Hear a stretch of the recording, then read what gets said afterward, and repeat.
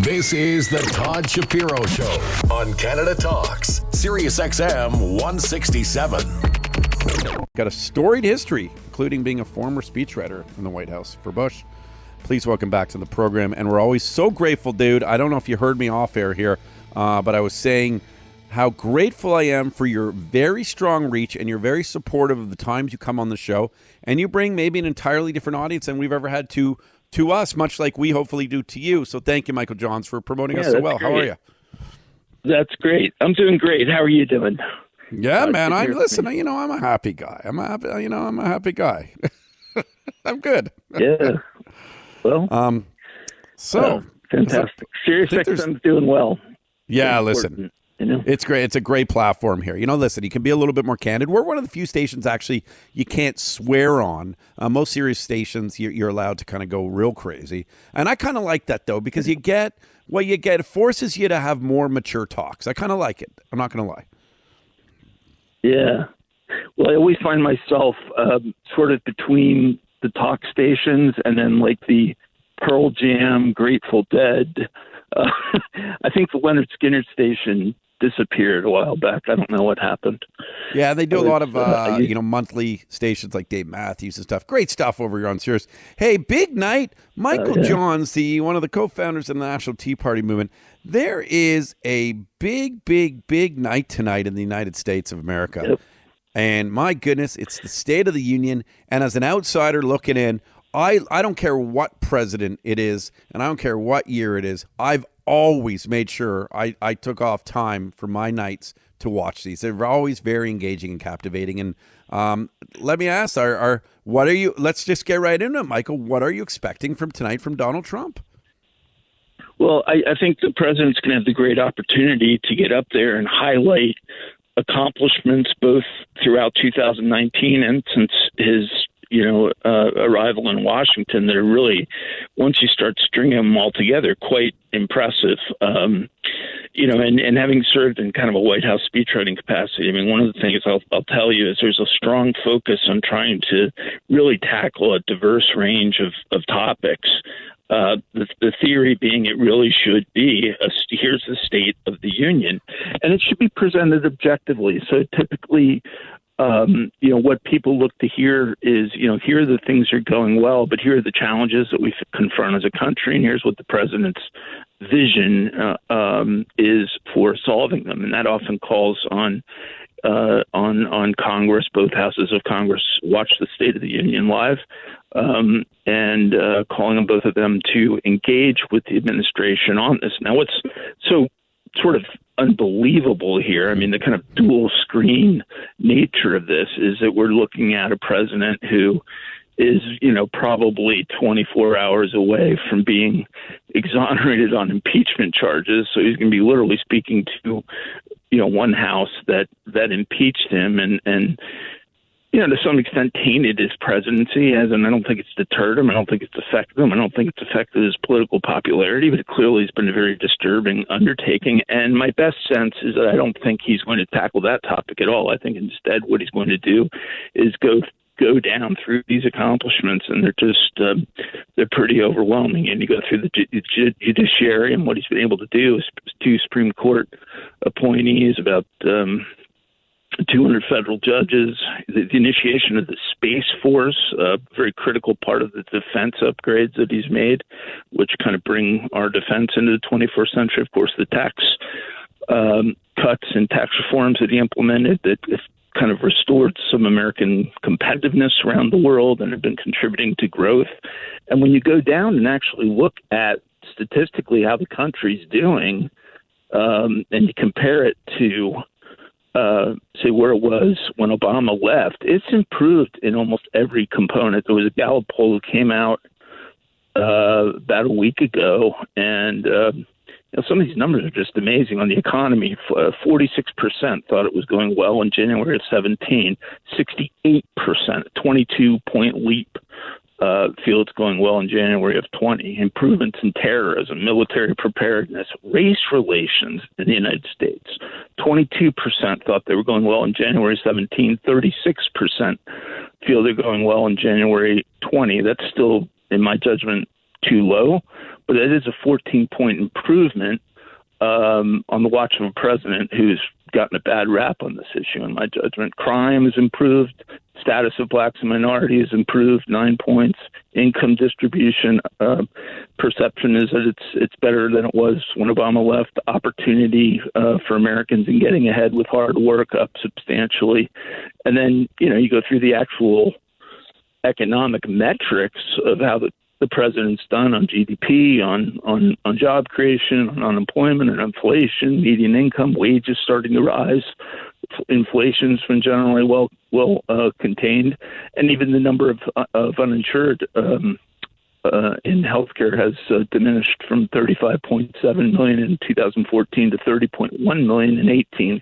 So it's like a 5.5 million point clip by a president who got rid of the mandate and was told this was going to, somehow contribute to a growth in the uninsured. So I think he's got an incredibly persuasive, compelling story to tell. And I think, then Democrats will have for their rebuttal, and that'll be equally interesting. Yeah, I mean, you didn't even mention, too, the takedown of some pretty severe terrorist leaders and stuff. And I think obviously al-Baghdadi and Soleimani. Yep. So obviously he'll lean on that. That's the other thing. Michael, what I wanted to ask you is in the history of State of the Unions, from my understanding, and it's a very limited understanding, okay? I'm the first to admit that. But really, wasn't it in a way to bring a country together? Like the whole point of the State of the Union was to show Americans, to show civilians this support of this country. I don't care what house is sitting there listening to this. You're supposed to go there and rile up the troops, so to speak, the troops being the nation, to say, we are strong, we are powerful, and we are leading the charge of this planet right now. And so let's just start there. Was that sort of part of the State of the Unions in the day? Well, I mean, really, this goes all the way back to our founders and is referenced in the Constitution. So it's technically a constitutional requirement. Now, what it's sort of taken on this role of the president arriving, a giant, a nationally televised event for the Senate and the House, and all of the national media.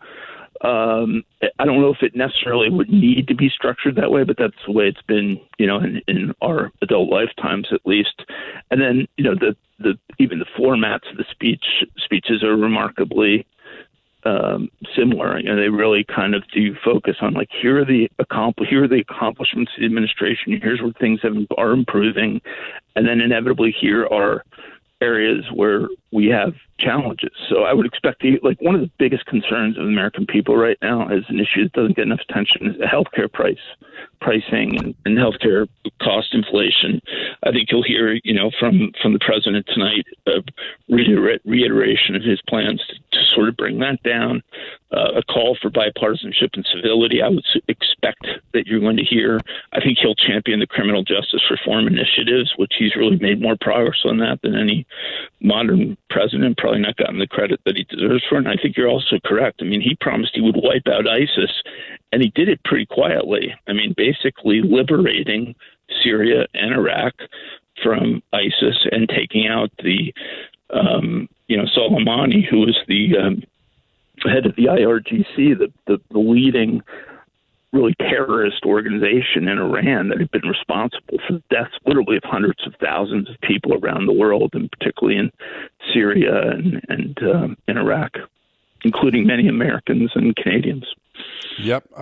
It'll be interesting. So back to sort of what I was saying about the actual, if you think about the State of the Union, to show what state the Union is in. Yet, the union sounds kind of funny because is it a union? I mean, is there support? Is there, is this during this is a really interesting State of the Union. I mean, you mentioned it, the impeachment. How divided are these two houses right now? I mean, is it more divided than almost ever? Like literally since Civil War days? I think in fairness, a lot of it's is yet to be determined, because this is going to, the impeachment effort, at least as it relates to removing the president from office, if it's securing a conviction, is going to fail. It's going to fail substantially. the American people have tuned it out for the most part. It hasn't captivated the country. I think they've aware of what the outcome was beforehand. I think, if they opposed Trump, they kind of supported it. If they opposed Trump, they supported it. If they were in Trump's corner, they thought it was an outrageous partisan witch hunt. Not a whole lot was really uncovered in the witnesses or the testimony that was offered. In fact, really not one first-person witness had ever been able to say that there was, in fact, a quid pro quo, much less bribery, which would rise to high crime and misdemeanor. It just ultimately, it looks like they were, stretching, with a political dimension designed ultimately to put the president on defensive, distract him from his policy initiatives, and, really kind of slander the reputation of the man. So this is now two major investigations that have sort of consumed like 3 years of the country. And it's hugely unfortunate because, both of these have sort of ended with an emphatic conclusion that there was no wrongdoing. In the Mueller investigation, obviously really emphatic that there was no collusion between the campaign and Russia, which was an absurd hypothesis to begin with. And yet one that Democrats made throughout all of it with a straight face. And I think we're now at a point where, these Democrats are going to have to go back now this year and ask for 2 more years. And they don't have a lot of accomplishments to point to. The issue of impeachment both failed and wasn't overly popular to begin with. And I'll just jump in there. If anything, I think it created these missions of the Democrats. I will say, in my opinion, Michael Johns, it's created empathy for a president from some that maybe wouldn't have had it. It almost looked like, I think it pushes people more right who weren't sure if they were right, because they're going, wait a second, you're kind of only attacking this guy, which is make-believe stuff at this point, because if this was a court of law and there was no proof, well then, hey, you wouldn't go anywhere with it, so you would just look like someone who's trying to exploit these situations. And I actually think it's creating empathy for Trump. I don't think people are talking about that enough. Yeah, I agree with that. I think, for the most part, even the processes, the procedures that were followed were perceived to, completely deviate from anything you would see in fair justice. I mean, these depositions that were conducted were done in the basement of the Capitol behind closed doors. Many Republicans were not permitted to cross-examine the witnesses. The president was not allowed to call any witnesses. The whole proceeding was closed off to the media, and then they came forward with their public witnesses, and honestly, like, none of them really impressed. You had the ambassador to Ukraine, Ambassador Taylor, who said that he couldn't identify an impeachable offense. He had senior State Department official George Kent said he never even spoke to the president. Fiona Hill from the NSC, who came forward, said she never heard Trump reference anything on Ukraine. David Hale they had, who testified on the very senior State Department official, said he was unaware of any nefarious activities. As Colonel Veneman, which was sort of their lead guy, conceded there was no basis for any allegation of NATO. The ambassador to NATO said there was absolutely no quid pro quo. And Tim Morrison, the only witness they called who was actually on this call with the president of Ukraine, said he was on the call and there was nothing wrong with it. The 4 facts still exist. Number one, the transcript was released by the White House. It doesn't show any quid pro quo. You have both the president of Ukraine and the president of the United States say there was no quid pro quo. The aid was released and within the time frame that was allocated for it. And what we were supposed to receive in this quid pro quo, which was a Ukraine cooperation in investigating Hunter Biden's involvement with Burisma, this corrupt petroleum company, never took place, and they never looked at the 2016 election allegations. So the thing kind of falls short on every front. I mean, if we're a criminal case, and it was which this of course really is not standard criminal protocols, it would be removed on a summary judgment. I don't think you would even see a basis for any trial of anyone alleged here. Michael Johns, back to the speech tonight going on. So he doesn't address this. You're a former speechwriter, been involved. Have you helped contribute to actual State of the Unions in the past? Yeah, I have, and they're very they're worked on much more ahead of time than most speeches are. They're heavily vetted through the administration. There's a lot of thought that goes into both the wording, the presentation, and particularly the substance of it, which means departments and agencies are engaged. And it really is sort of a litany of the president's accomplishments and plans. And thus, it really should stand alone as a representation, particularly in an election year of where it's a resume. Let's be honest. It's a resume of accomplishments, right? Like that's really what it is. It is, but it also has to be an acknowledgement, which I think you'll hear tonight from the president, that we still have major challenges that politically have not been tackled by our federal government, have not been tackled by Congress.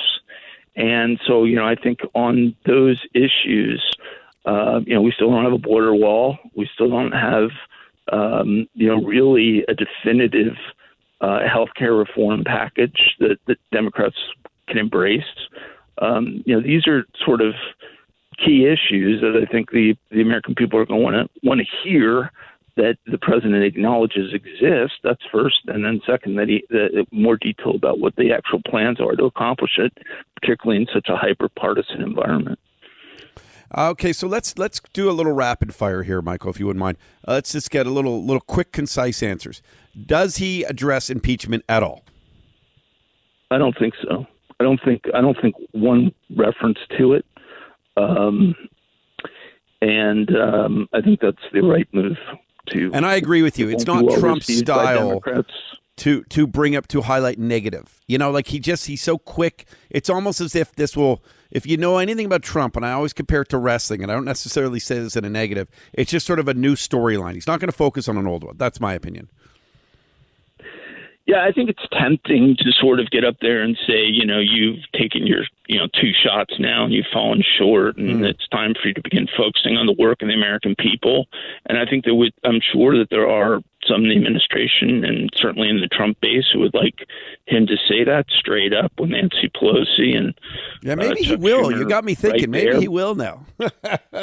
Yeah, look, I acknowledge it's good. It's good TV, but here's the thing. I think he's trying to move beyond this. It was an unfortunate and unbelievable distraction. It's been fueled by partisanship, and you kind of pour a little bit of gasoline on that fire if you stand there and sort of rub it in. It's got to be, maybe more of an indirect reference that we've been through all this and it's now time to move on. Well said. Work. Yeah, almost kill him with kindness might be a better approach in a State of the Union. I got to tell you, when Trump did his first State of the Union, I thought it was his best speech ever. It was right. He stayed true to script. So on this one, and I know there's been a few now, will he stay true to the script? Will he for sure be right on point with the script and not go off the handles a bit?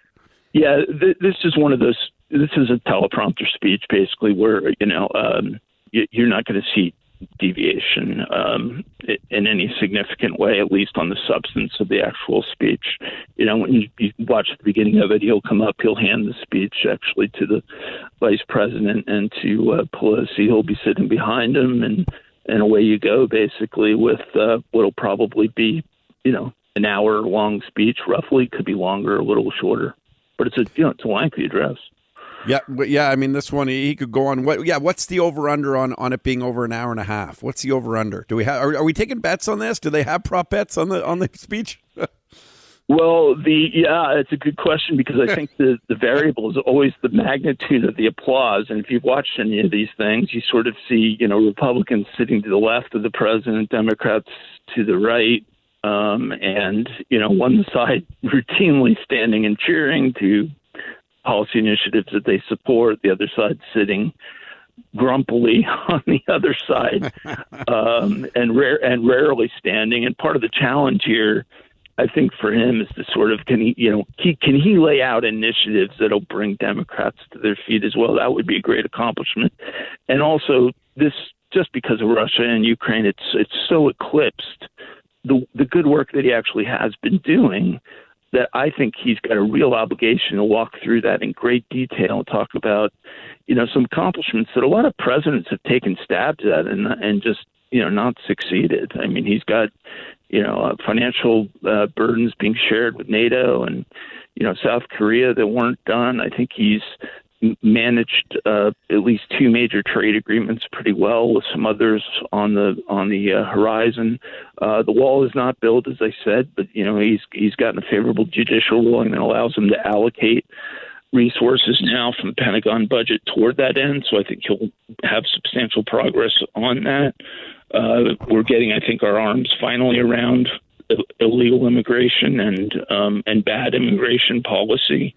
And the economy is just by every metric humming. I mean, he's not yet over the 3% GDP that Obama never got in 8 years, but he's going to be over there. He's had 7 million jobs created, and wages are going up. And wages are going up for blue-collar workers, which is really hugely important because we have not had any real improvement in wages after inflation since like the turn of the century. Does he bring up climate change at all? Well, his position, I think, is really getting out of the Paris Agreement continues to be an important one, and that's sort of cited as an accomplishment. I also think more burden needs to be placed on the biggest polluters in the world. I mean, the U.S. has had net improvements in its carbon emissions over the last few years. China, India, to a lesser extent, remain the world's biggest polluters, and we never talk about them, and climate activists never talk about them. It's kind of like a conspiracy of silence. I think it's one of the greatest next steps that need to be sort of taken, is that we recognize that, climate improvement starts with the countries that are doing the worst job starting to take it more seriously than they've been taking it. Michael Johns, does he bring up anything to do with coronavirus too? Probably has to get some attention, Yeah, well, will you bring up the coronavirus? I think so. I think you have to. I think, a lot of Americans are concerned about it. We've had a few Americans hospitalized. It's pretty clear it's now a multinational problem, not contained and constrained to China. A lot of concern that China has understated the magnitude of it because of their fear of the economic impact this is ultimately going to have on them. And, China's economy's been struggling quite a bit the last few years, so this is on top of all of that. I think he's got to be able to talk about that and to reference, the CDC's involvement, and that we have our best experts, on top of this, and we're quarantining the few people that have been exposed, and that there is no, in his judgment, widespread public health threat to Americans. Does he talk about cannabis at all? I don't, the position of the president on cannabis is somewhat ill-defined. I get the sense on medical marijuana that the question is settled. I haven't really encountered anyone who sees any objections on that. Of course, that's being tackled on a state basis, and broader legalization is also a state issue. So it's kind of like the federal government's not really taken a solid position on this. They've continued to kind of reference here and there some of the negatives that aren't necessarily life-threatening, but they're negatives as it relates to marijuana. And then, I think everyone's acutely aware that we've been just spending an extraordinary amount of money, probably unnecessary, in the law enforcement, prosecution, incarceration, and that stuff's got to end. And it kind of fits in to the extent if you're going to see criminal justice reform 2.0 on top of what he's already done with the First Step Act, that potentially that comes in. I mean, if you look at the prominent case that was featured in the Super Bowl with Alice Marie Johnson. I mean, she had, had essentially a life sentence for cocaine trafficking, and was one of 3,100 inmates who had their sentences commuted by this president. And so he's shown some degree of sympathy. It's been brought to him, by kind of Jared Kushner and Kim Kardashian, and it's sort of had to be presented to him, and he is, I think, kind of that older generation that may still see marijuana as a bridge drug or something of that nature. I don't think he kind of sees the modern day positive stories that many of us hear about people who've had various health issues improve dramatically with cannabis use, and those are important. I mean, there's enough of them that they start to become compelling after a while. And Michael, last question here. Thank you so much for your time, by the way. Michael Johns, make sure you go and follow him just at Michael Johns, which is great. Does he get an actual? How many times does he get applause from both houses? Well, I'd say the over-under on that is probably, not in the high single digits, but I think overall for the night, it's going to be, a few dozen. Interesting. These are usually focused heavily on applause lines, and they're, designed to kind of spark a Congress to action and to appeal both to the emotion and substance of these policy issues. And so I think it's going to be a real, hugely intriguing speech. He is they called Reagan the great communicator, and Trump's communication style is vastly different than Reagan's, but he's no less of a great communicator in my judgment. I mean, he reaches out, and I think most Americans have a perception that they know this president, even if they don't, and that he speaks to them directly, and that he understands the challenges that particularly working Americans have been confronting over the last few decades. And I think that's one of the reasons he's been so politically successful. Yeah, listen, he has a way of communicating, and there's no doubt. They used to say it in Seinfeld, like he has the Kavorka. He's got this love or hate this guy. He has this sort of charismatic way about him, and I think people can't stand admitting that, who don't like him for some reason. I think that's part of the reason there's actual hatred for this president, which is people are mad at themselves for getting so captivated by this man who they say they don't like or wouldn't vote for. And it must drive individuals insane. And we all can have experience when you dated someone in school you didn't like for some reason, but they were on your mind, and then you couldn't resist, so you asked them out on a date. Like, it's one of these really weird, it's going to go back, Michael, I believe, again, and I don't care politics aside, this will go back in 30, 40, 50, 60 years. The psychology of Donald Trump, whether it's Trump derangement syndrome or this real strong connection in these rallies that we see, that is like rock star status. It really is very different. A political rock star here. People are they're gonna study this one day. How was this so?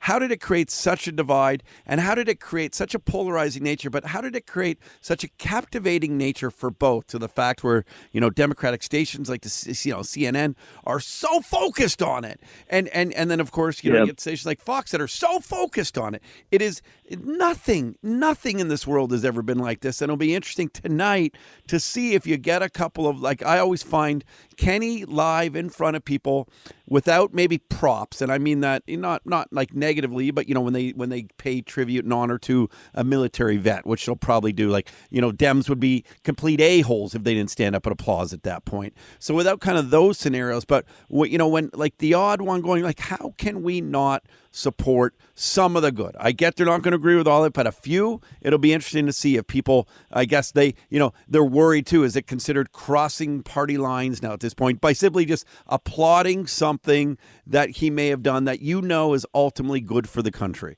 We're going to see. It's going to be really interesting. The pressure's on them to do that. Trump just spoke down in Wildwood, New Jersey. They surveyed attendees, and they like 25%, like 1 out of 4 attendees was a registered Democrat. He appeals beyond the Republican base, and I think, by the way, I agree with everything you just said about his appeal.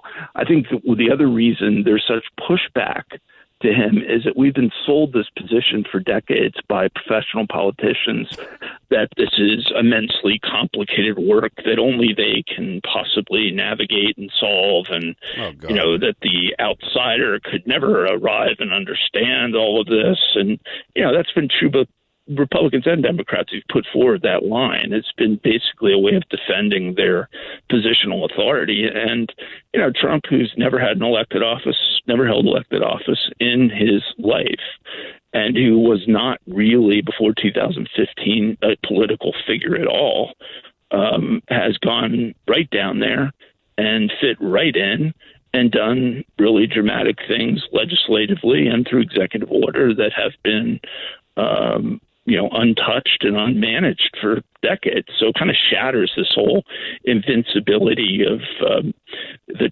historical lifetime Washington politician.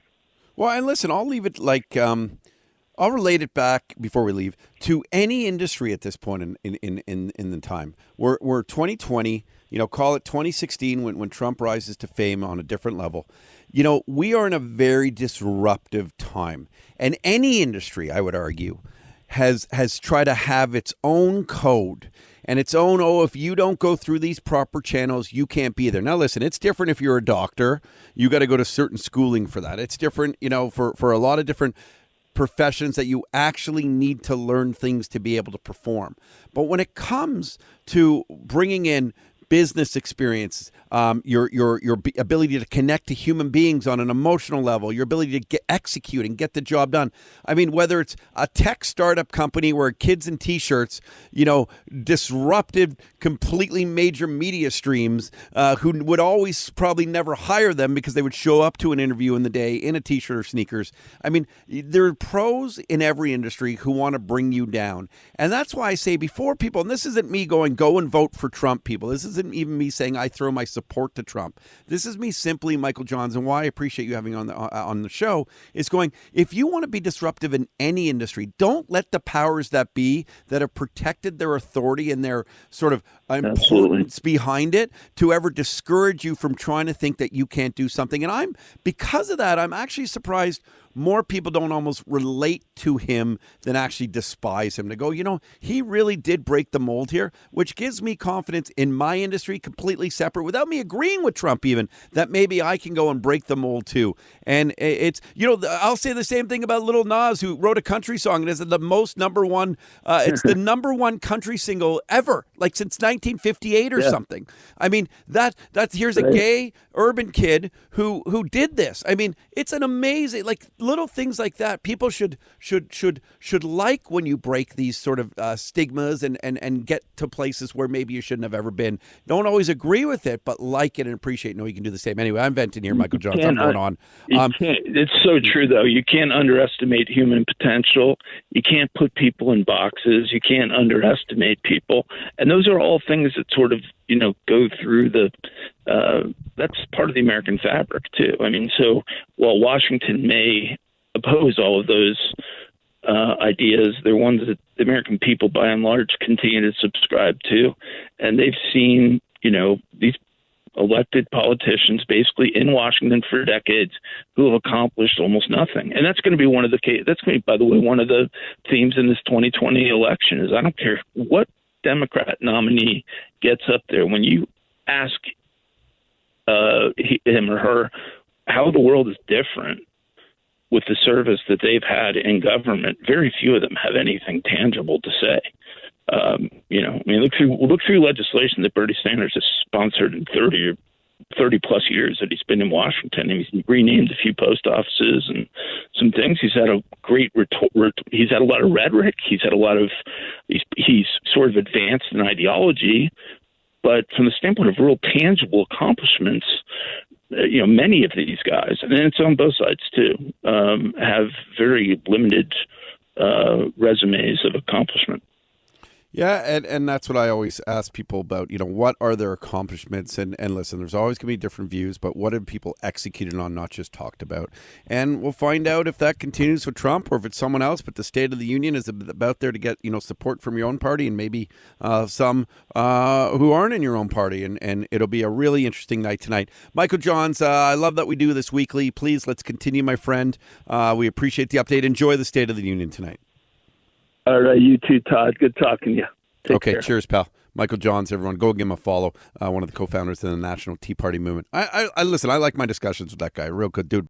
This is the Todd Shapiro Show on Canada Talks, SiriusXM 167.